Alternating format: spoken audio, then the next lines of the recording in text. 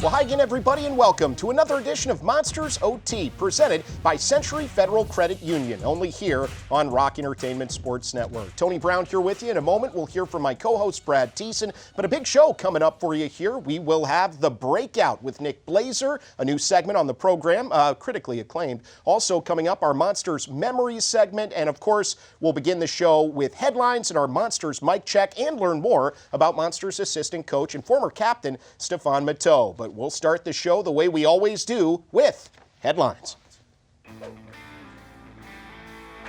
All right, welcoming in Brad Thiessen here. Brad, I thought on headlines today we'd begin with the two most recent games for Cleveland. They played really well in a couple of tight matchups against the Providence Bruins here at Rocket Arena on the 7th and 8th of November. So let's begin with that first game. Ended up a 2-1 loss, but I think the first two periods of that game were the best two periods Cleveland has played all year. Yeah, you're not wrong. That was one of the best performances the Monsters have put forth. Just everything was going. They were in the O-zone, spending a lot of time in the O-zone, putting a ton of pucks on net, and unfortunately didn't result in a win, but great energy in that game. I thought both teams, the intensity was really high. It felt almost like a playoff game. Yeah, you want to talk energy, talk about that guy right there, Roman Ahcan. When he's at his best, he's kind of that spark plug figure, and that was some vintage Roman in that game. Yeah, that was his type of game right there with like I said, the emotions high. He was running around in on the forecheck, in the penalty box, out of the penalty box, scoring goals, so a little bit of everything for him that night. Yep, and of course, a nice moment for the fans too, as Max McHugh fought Billy Sweezy in a pretty good scrap there in the second period, but the story of the game was all about goaltending. Ivan Fedotov played well, but Mr. Michael DiPietro, your reigning Baz Bastion Award winner, my goodness, he was incredible with 40-plus saves, and to me was the difference in the game. Yeah, he came into that game 5-0, hadn't lost on the year, and he improved on that and showed everyone kind of why he's one of the top goalies in the American Hockey League. Just a real impressive performance, and he was well-deserving of the #1 star. And you see here Max McHugh and Billy Sweezy going at it as you got the old fan favorite, the current fan favorite there. Good stuff. Great crowds as well for both of those games. But let's talk a little bit more about Providence and just give the viewer a sense of how good these guys are. They are stacked with talent this year. Yeah, that forward lineup that they have is probably as good as any. And even though they were without a couple guys due to call-ups on that weekend, they have guys that can put the puck in the net at any moment. And then obviously their goaltending has been real strong for them to start the season. All right, so that was a 2-1 loss for Cleveland in that game. We'll roll into the next day, which was a matinee start, a 1 p.m. start, and a 3-2 overtime loss for the Monsters here. But this was a game in which we saw flashes of some things we've been waiting for, including offense from Will Butcher, as he ended up with a couple of points and his first goal as a Monster. Yeah, Will Butcher has added a lot of smarts to this hockey team, just does everything the right way. Knows where everyone is on the ice. Great job here jumping up into the play and being involved in the offense. And for a team that's not scoring goals, to be able to have help from the back end is huge. And also Brendan Gaunce, of course, the captain, leading the way with a power play goal. That's a big thing for a team that's struggling to score, Tease. Got to get the power play going, and it was nice to see Gaunce find the net. Yeah, and as you see here, this goal, nothing special. It's Mikhail Pucha in front of the net. You got Brendan Gaunce putting the puck towards it, and then goalie can't see it, and is able to find the back of the net. So hopefully that gives that group a little lift of confidence. Yeah, Monsters looking sharp too in those redesigned Blue Jackets themed alternate jerseys there, which I think look awesome. Big hit with the fans. Let's also talk about Zach Sawchenko a little bit, as the Monsters' #2 goaltender was in for that matinee start on the 8th of November and played pretty well. Made 18 saves, definitely gave his team a chance. Yeah, he did, and all 3 starts he's had this year, he's given the team a chance. It's not either easy for him or Ivan right now with the low amount of shots the Monsters are giving up. Credit to them defensively, but as a goalie, it's not always easy to kind of get in the rhythm and the flow of the game when you're not seeing a lot of pucks and all of a sudden getting good opportunities. So they're doing a good job right now. Yeah, 9 games this season, and in 7 of those games, including both games in that most recent series against Providence, the Monsters outshot their opponent. And in that first game on the 7th, man, they outshot them handily. So that's becoming a theme for Cleveland this year. So unfortunately, only 1 out of 4 standings points out of that series against Providence, but a really good team, a really good test, and really, despite the lack of results, the lack of goals too, some really good play from Cleveland in both of those games. Let's keep things moving now on headlines as we talk about a couple of players that are not available for Cleveland at the present moment because they're called up. to the Blue Jackets in the National Hockey League, and we'll begin with Dyson Mayo. Tease, he was called up right before Halloween there, and he's gotten into a couple of games for the Blue Jackets, and he's a guy that Cleveland is missing on the back end for sure, but it's nice to see him get a chance after a few seasons spent in the AHL. Yeah, it's cool to see guys like that get those opportunities, especially coming to a new organization, new NHL team, a fresh set of eyes, and for him getting that opportunity to go up to Columbus, play games in the NHL with them, exciting opportunity for him. Yeah, and you can see his impact in Cleveland there with the stats. Almost a point per game guy in his first handful of appearances for the Monsters this year. So all the best to Dyson Mayo as he continues to compete with the Jackets up top. And then also, he's not the only guy. A big loss for the forward group of Cleveland is Columbus's gain in the form of all-star Luca Del Bel-Belluz, who was called up, and with the lines combination sort of shifting in Columbus right now, he's getting a chance to play and produce. Yeah, he is, and obviously coming off of last year when he did put up some points in Columbus, getting that opportunity again here this year, and he's fitting in well. As we record this, watched him play Edmonton last year at night and follow Connor McDavid around in the D zone, which is entertaining to see, but he's doing a great job up there with the Blue Jackets. So all the best to Dyson and to Luca here as they, live their NHL dreams. That's where these guys want to be. They've earned the right to be there, and so we wish them all the very best. All right, Tease, let's get into some topics now that are perhaps on the negative side of the ledger here a little bit. But, factually speaking, the Monsters still without a victory at home this season.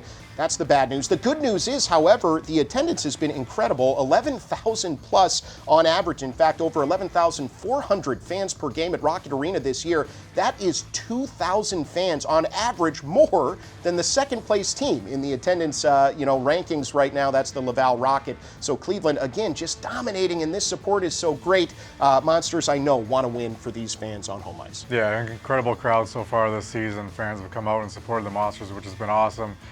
There's nothing more the guys would love to do than give them some wins, and not for a lack of effort, especially this past weekend. Thought they deserved better than just the 1 point out of those two games. So the wins will come. Yeah, at this point, 0-2, 2-1, so 3 standings points earned at home, but the team playing really well. It's sort of a confounding situation in that the results maybe haven't been there necessarily, but Cleveland is playing the way they want to play. Let's now talk about the scoring struggles a little bit, Brad, because they are rather pronounced now with the sample size growing a little bit here. At this point in the season, Cleveland has scored only 18 combined goals. That's 31st in a 32-team AHL, 2 goals per game. That needs to improve. Yeah, it does, and not for a lack of effort or shot or try. There's a lot of shots on net per game. Need more traffic, need more bodies getting to the front of the net in those dirty areas, but you can feel it coming, and once these guys start to get the puck in the back of the net, I think getting that confidence, it'll start to happen more often.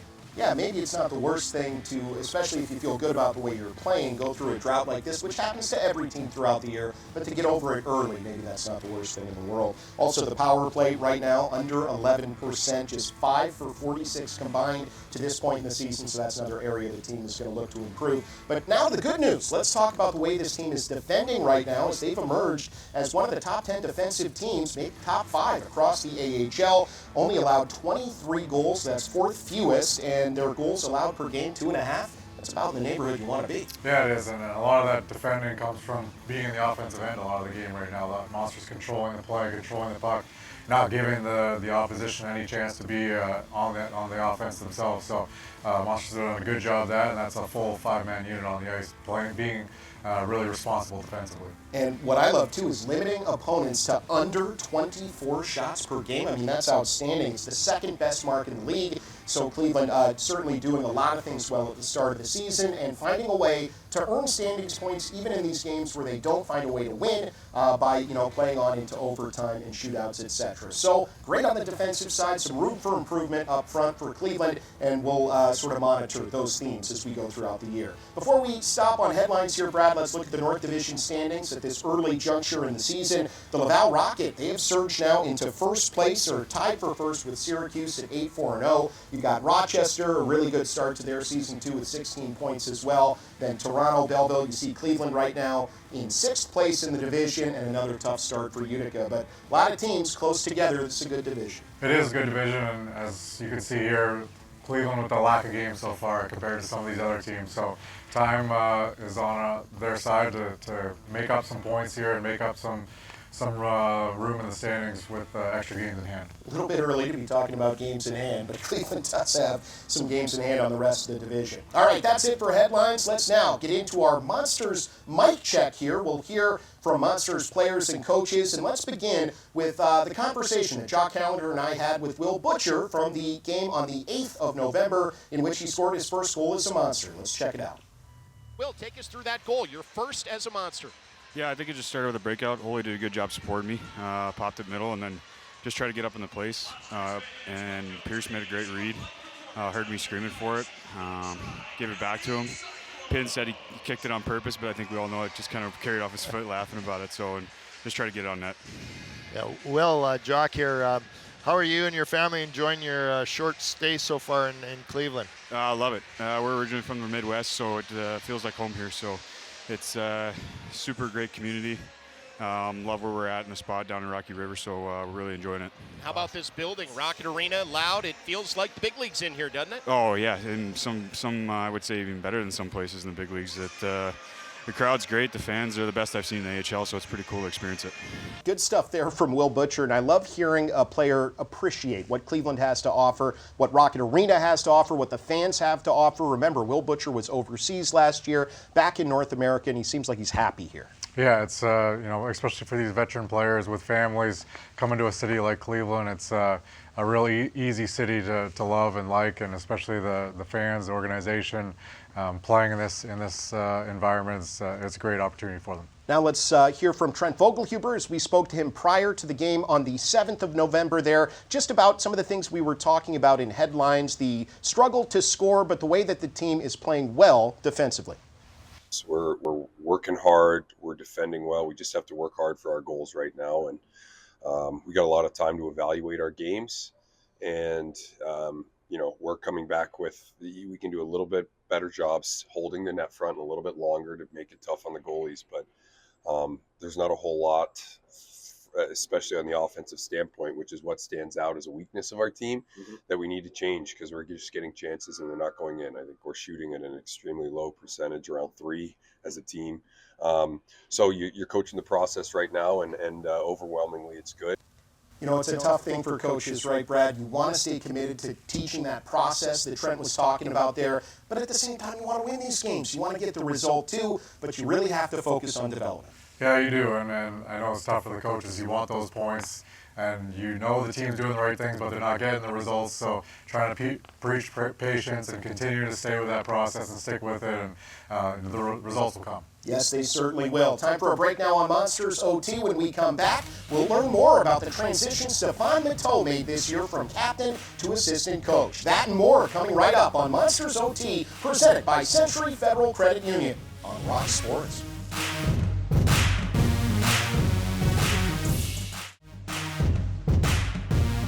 Welcome back on Monsters OT, presented by Century Federal Credit Union here on Rock Sports. A lot of shows still to come, but right now it's time to learn about Stefan Matteau. Now, Monster fans remember him as the guy that wore the C last season, but this year he's got a new role as an assistant coach, and that comes hot on the heels of his retirement as a player. Back to Dumais behind the net, left circle, fire, they score! The captain's back in the goal column. It's Stefan Matteau. 13 seasons and over 500 pro games. That's how long Stefan Matteau battled on the ice. But this summer, the ride came to an end for the outgoing Monsters captain. Unfortunately, the body didn't hold up anymore, and I'm very grateful to not have too much time to think about it, and stepping back into the room with the guys that I know and I love, and I'm here to help, and I'm super grateful to be here. The good news, you didn't have to wait long to find out what's next. It all happened so fast, right? Like they gave me the opportunity to come kind of shadow and hang and tag along during development camp this summer, and fortunately for me, Mark Letestu got the opportunity in Colorado, so that job opened up, and me being there and having played here for a few years, kind of just worked itself out. Cleveland's coaching staff knows what Matteau brings to the room. It just made so much sense for him, and again, kind of unfortunate for him with the injuries as far as his playing career goes, but timing of that with the availability of a coaching position on our staff, and a guy that's beloved in that locker room, has a trust from all the players within there. Knows what we're about and what the expectations are. This year, Mateau knows he's got a key resource just down the bench, as his head coach leapt straight from playing to coaching, too. His transition was even quicker. He was in gear one day and in tracksuit the next, and running a meeting 2 days later. So he's had the patience for me, and fortunately I've had a few months now to get the computer set up and figure that stuff out and see the game from a different lens, where as a player you're so worried about your own job, and now I kind of see the whole thing, which I wish I kind of went through earlier in my career, but it's been great, and he's been great. Well, I think that's such a cool storyline this year. Stéphane Mateau making that switch, and of course Trent Vogelhuber, all the wisdom that he can provide to Steph. As you found out in the piece there, he went through that same transition not too long ago. Well, before we take another break here on Monsters OT, I want to quickly remind you guys, you can catch the Monsters all season long here on Rock Sports. And this year, we've got a club record 26 games on TV. Next up, a couple of Cleveland Barons nights versus the mighty Hershey Bears, live from Rocket Arena Thursday, November the 20th, and then Saturday, November the 22nd at 7. Go to clevelandmonsters.com for the full schedule and check out all the info on our audio broadcasts too on Sports Radio 99.1, WTAM 1100, and lots more. We'll take another quick break, and when we come back, Nick Blazer takes us through the breakout. After this on Monsters OT, presented by Century Federal Credit Union.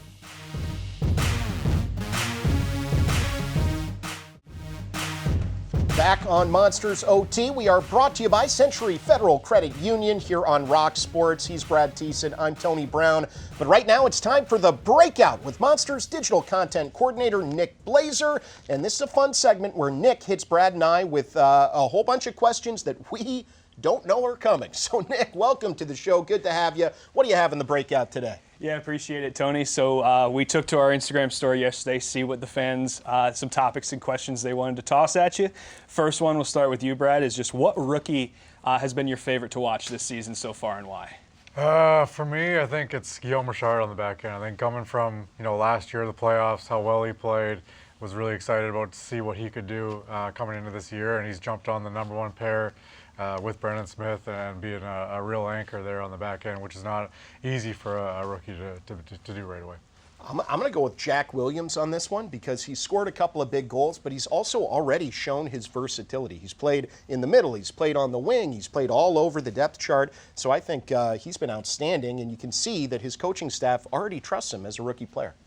And then for question 2 of 3, we have the upcoming Thanksgiving holiday coming up, and there's a lot of travel around the holidays in professional sports. So whether you've been working, coaching, playing, what is something teams do if they're on the road for the Thanksgiving holiday?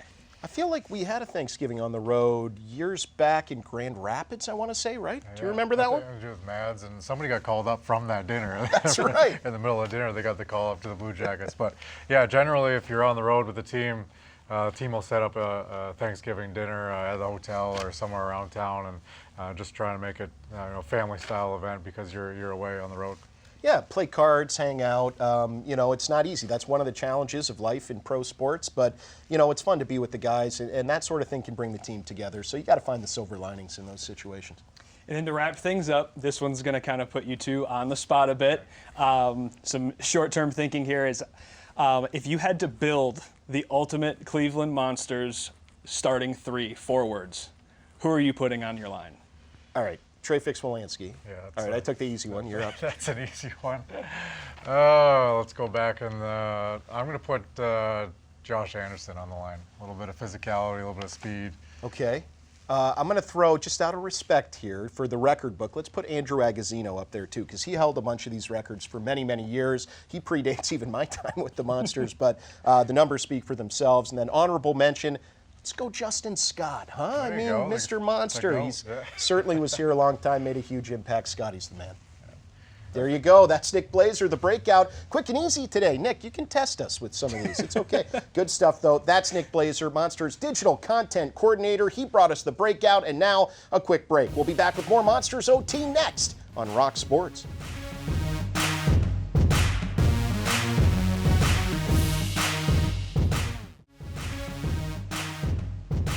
Welcome back one final time on Monsters OT, presented by Century Federal Credit Union here on Rock Sports. Back with Brad Thiessen, Tony Brown here with you. Last thing to do on the show is our Monsters Memories segment here, and this was a recent memory, but a cool one for hockey fans in Northeast Ohio, as Brad, on the 6th of November here at Rocket Arena, they had a chance to see the top 2 women's hockey teams on the planet, Team USA and Team Canada. And as a Canadian, I'd like to apologize for the 4-1 American win, but in front of 7,000 fans, it was a great day. Taylor Heisey had 4 points. Abby Murphy had a natural hat trick. Layla Edwards, who's from Cleveland Heights, was on the score sheet. And of course, 26 saves from Aaron Franklin, a big win for the Americans. Just a cool chance for hockey fans to see something different, Olympic level women's hockey here in Cleveland. Yeah, very cool. Both teams also spent the week practicing out in Strongsville, so we got a chance to see their preparations and just the skill level that these ladies have. Pretty cool to see, an awesome opportunity to have them here in Cleveland. Yeah, and Abby Murphy scored all 3 of those goals from the same spot on the ice. So, Brad, you got to work with the Canadian goalies here, getting from left to right over to that near post. Anyway, just kidding. Great stuff there. The rivalry series was super cool, and I hope all of you had a chance to get out and enjoy those top 2 women's teams on planet Earth. Well, that'll do it for another edition of Monsters OT, and we've got a lot of thank yous to hand out. To Nick Blazer for a great spin through the breakout again, to our crew led by Leo Simone and Jeremy Hawks, and of course, thanks to Century Federal Credit Union. Brad, thanks to you as well. He's Brad Thiessen, I'm Tony Brown, and thanks to you for tuning in only here to Monsters OT on Rock Sports.